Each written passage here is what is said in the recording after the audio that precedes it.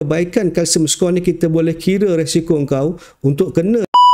Doktor, apa maknanya kalsium dalam saluran darah jantung? Pembentukan kalsium di dalam saluran darah jantung adalah disebabkan proses keradangan di dalam dinding saluran darah jantung. Proses dia mengambil masa bertahun-tahun.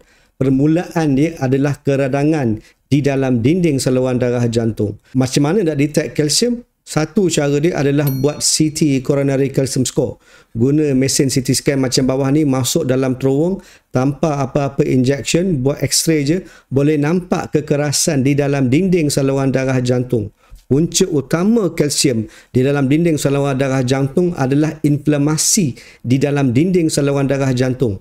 Disebabkan rokok, gula, kencing manis, tinggi kadar insulin dan high LDL dalam darah. Ini contoh gambar CT scan untuk kira jumlah kalsium di dalam dinding saluran darah jantung.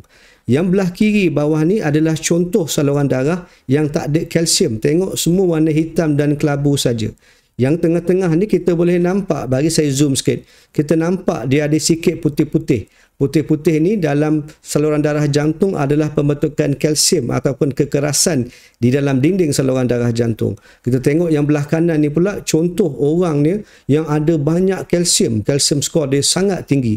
Dia menunjukkan bahawa orang ni resiko untuk kena serangan jantung, resiko untuk dapat saluran darah sumbat tinggi daripada orang lain. Kebaikan kalsium score ni kita boleh tengok dan kita boleh compare jumlah kalsium di dalam dinding saluran darah jantung kita berbanding dengan orang lain. Contohnya kalau umur engkau 50 tahun dan kalsium kau 100 dekat sini, bermakna engkau ni tinggi daripada orang lain.